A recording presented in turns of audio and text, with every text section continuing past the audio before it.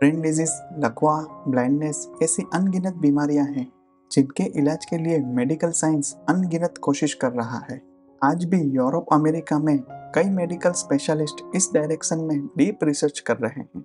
लेकिन इस फील्ड में पहली important achievement billionaire businessman Elon Musk को मिली। इम्पॉसिबल दिखने वाले को पॉसिबल बनाते हुए इलॉन मस्क के इंजीनियरों ने चावल के दाने जितनी छोटी माइक्रोचिप बनाई है, जिसे किसी इंसान की बॉडी में इम्प्लांटेड करके कोई भी बीमारी का टेक्नोलॉजिकल इलाज किया जा सकता है। इलॉन मस्क की टेस्ला कंपनी के सीनियर ऑफिसर्स का कहना है कि ऐसी चिप से इंसानों को भी फायदा होगा। इस चिप की बदौलत सैकड़ों लोगों को सीरियस ब्रेन डिजीज से राहत मिलेगी। Artificial intelligence based chip technology से जुड़कर कई काम आसान कर देगी। न्यूरोलिंक 2016 से ब्रेन चिप बनाने के लिए एक्सपेरिमेंट कर रहा है। इस चिप को ब्रेन में लगाने से सीरियस न्यूरो डिजीज को रोका जा सकता है। टेस्ला के सीईओ इलॉन मस्क ने कहा कि उनकी कंपनी न्यूरोलिंक ने एक बंदर के दिमाग को वायर्ड से तैयार किया जिससे वो वीडियो गेम खेल सके। कंपनी ने बंदर की खोपड़ी में एक कंप्यूटर चिप लगाई और उसके तारों को बंदर के दिमाग से जोड़ दिया। इस वायरिंग के बाद बंदर खुश नजर आया। न्यूरोलिंक द्वारा की जाने वाली ये सर्जरी अमेरिकी नॉर्म्स के अकॉर्डिंग की गई थी। मज़ेदार बात यह है कि अगर आप देखेंगे तो आपको पता ही नहीं चलेगा कि न्यूरल इम्प्लांट कहाँ किया गया है। जहाँ इम्प्लांट किया होगा वहाँ स्किन पर हल्का सा काला दाग दिखेगा, बस इतना ही। न्यूरोलिंक ये टेस्ट करने की कोशिश कर रहा है कि चिप इम्प्लांटेड करके वह बंदरों को एक दूसरे के साथ माइंड पोंग का गेम खिला सकते हैं। सैन फ्रांसिस्को में न्यूरोलिंक के हेडक्वार्टर में लगभग 100 लोगों की एक team computer brain interface develop कर रही है। इलॉन मस्क ने कहा कि न्यूरोलिंक का टारगेट ह्यूमन ब्रेन से मशीन तक इंफॉर्मेशन के फ्लो को बढ़ाना है। आइए यह भी समझते हैं कि न्यूरोलिंक ब्रेन चिप कैसे काम करती है। ब्रेन में न्यूरॉन्स नाम के स्पेशल सेल होते हैं जो बॉडी में दूसरे सेल्स जैसे कि मसल्स और नर्व्स को सिग्नल भेजते हैं। न्यूरोलिंक चिप में इलेक्ट्रोड इन सिग्नल्स को समझ सकते हैं और उसी के अकॉर्डिंग मसल्स को काम करने का ऑर्डर मिलता है। यह भी जान ले कि न्यूरोलिंक कंप्यूटर और स्मार्टफोन और बॉडी के मसल्स को कंट्रोल करने जैसे कई काम कर सकता है। इलॉन मस्क के ब्रेन चिप स्टार्टअप न्यूरोलिंक ने ज़्यादा इंटेंसिव एक्सपेरिमेंट्स के लिए ह्यूमन क्लिनिकल ट्रायल्स शुरू कर दिए हैं। इस एक्सपेरिमेंट में इंटरेस्टेड लोगों को शामिल किया जाएगा। इलॉन मस्क की कंपनी का एम 2030 तक लगभग 25,000 लोगों के ब्रेन में चिप इम्प्लांटेड करना है। ऐसा नहीं है कि चिप सिर्फ न्यूरोलिंक ही बनाता है। दरअसल न्यूरोलिंक और सिंक्रोन दोनों brain synchronise computer technology develop कर रहे हैं। न्यूरोलिंक ब्रेन स्टिमुलेशन पर काम करता है।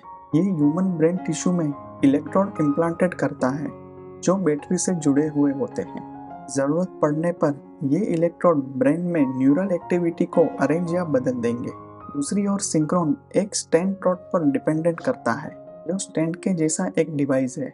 इस डिवाइस को ब्रेन में एक्टिविटी के लिए जिम्मेदार हिस्से के पास ब्लड वेसल में रखा जाता है। जरूरत पड़ने पर यह ब्रेन में इलेक्ट्रोड को इलेक्ट्रिक करंट भेजता है।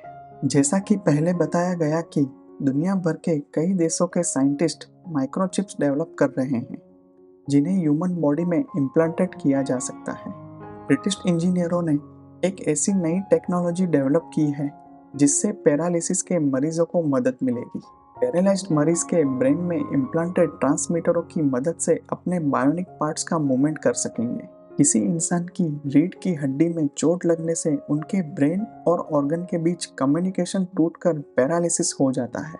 साइंटिस्टों का मानना है कि अगले 5 साल के अंदर रीढ़ की हड्डी की चोट के मरीज रोबोटिक इक्विपमेंट का इस्तेमाल करने लगेंगे जो उन्हें अपनी मर्जी से अपने हाथ या पैर हिलाने की परमिशन देंगे।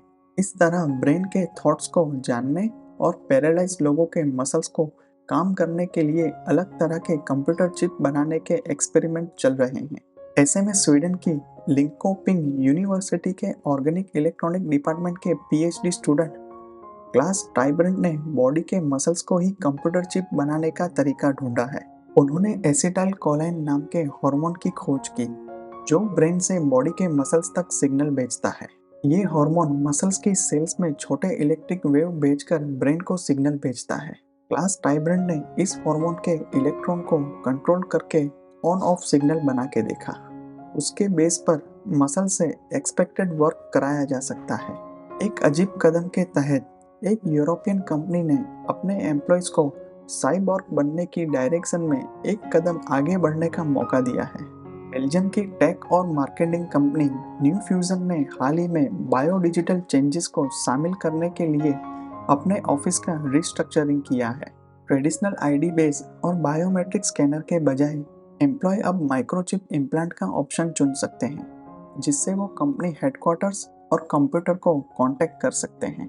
एम्प्लॉय अब चावल के दाने के साइज की RFID बेस्ड चिप पा सकते हैं, जिसे अंगूठी की तरह अंगूठे और इंडेक्स फिंगर के बीच के मसल्स में इम्प्लांटेड किया जा सकता है। ये थॉट ही परेशान करने वाला है।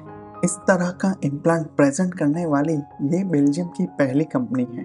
जनवरी 2015 में एक स्वीडिश कंपनी ने अपने एम्प्लॉयज को ऑफिस के दरवाजे और प्रिंटर तक की पहुंच प्रोवाइड करने के लिए RFID इम्प्लांट की ऑफर शुरू की। माइक्रोचिप कंपनी के सर्वर से कांटेक्ट करके अटेंडेंस और रिकॉर्ड रखना आसान बना देंगे, लेकिन इसका नुकसान सबसे खतरनाक है।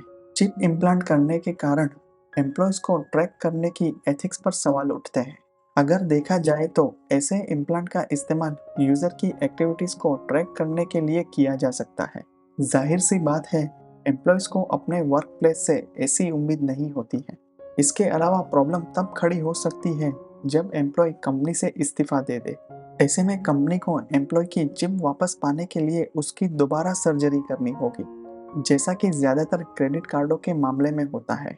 RFID स्कैनर वाले माइक्रोचिप्स में स्टोर्ड इंफॉर्मेशन पाने के लिए बेईमान लोग इसका गलत फायदा उठा सकते हैं। ये डेफिनेटली नहीं कहा जा सकता कि बायो हैकिंग पॉसिबल नहीं है। एक्सपर्ट्स ने वार्निंग दी है कि टेक्नोलॉजी के फील्ड में रिसर्च फ्यूचर में यूजफुल होने के साथ साथ डिस्ट्रक्टिव भी साबित हो सकता है। ह्यूमन बॉडी में इम्प्लांट किए गए microchip security point of view से जोखिम भरे हैं, लेकिन इन सब विवादों के बीच भी उन्होंने तेजी से खुद को एस्टैब्लिश किया है।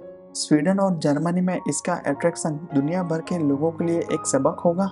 पूरी दुनिया में स्वीडन में ऐसे लोगों की तादाद सबसे ज़्यादा है जिनकी बॉडी में ऐसे माइक्रोचिप डाले गए हैं। जर्मनी में 2000 से ज़्यादा लोगों में ऐसी चिप लगाई गई है, जिसका इस्तेमाल क्रेडिट कार्ड से लेकर घर की चाबी तक में किया जा रहा है। कुछ एक्सपर्ट्स ने इस तरह के माइक्रोचिप इम्प्लांट का विरोध किया है। इस वजह से कुछ देशों में इसके इम्प्लांट पर प्रतिबंध लगा दिया गया है। लेकिन रिसर्च पर प्रतिबंध और फिर नए रिसर्च तक के सफर में यह तय है कि माइक्रोचिप का विरोध बहुत लंबे समय तक नहीं चल सकता।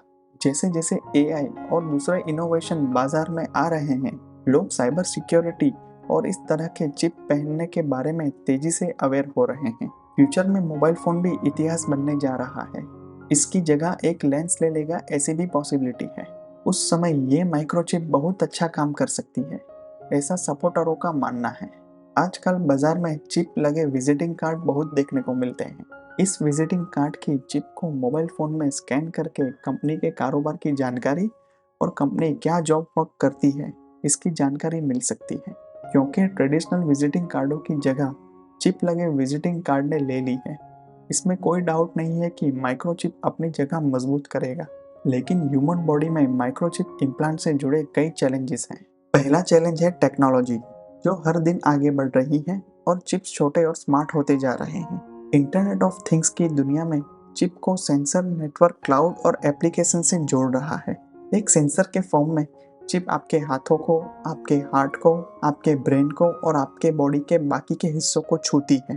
ये नया डेवलपमेंट बॉडी हैकिंग या बायो हैकिंग को पूरी तरह से अलग मीनिंग देने के लिए काफ़ी है, क्योंकि साइबर एक्सपर्ट्स मौजूदा बेसिक इंफ्रास्ट्रक्चर की सेफ्टी और जो इकोनॉमी को नुकसान पहुंचा सकते हैं, ऐसे सिक्योरिटी रिस्क को कम करने के बारे में चिंता करते हैं।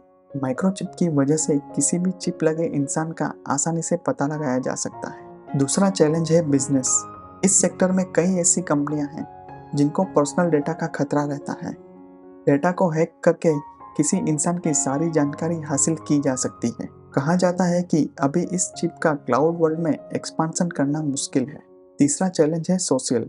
जैसे जैसे इंसान बड़े डेटा, पब्लिक और प्राइवेट सेक्टर के डेटा वायोलेशंस और सोशल मीडिया शेयरिंग के दायरे में एंटर करते हैं, कॉन्फिडेंशियलिटी भंग होने का खतरा होता है।